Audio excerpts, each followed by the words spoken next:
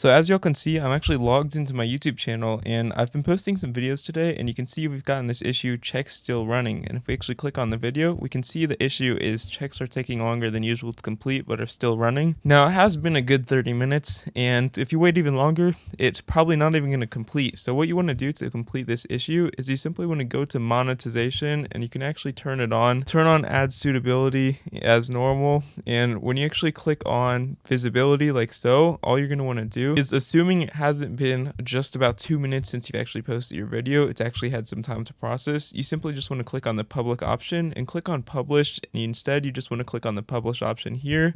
And when you click that, you can see the video is now public and the checks are still running. So the checks can still run while the video is actually public on your channel, and they will actually be completed in a few hours or a few minutes depending on how long they're actually going to take. But yeah, you basically just want to override the publish option on the public page, and as you can see, our video is actually now public like so, and that's how you can fix this simple issue.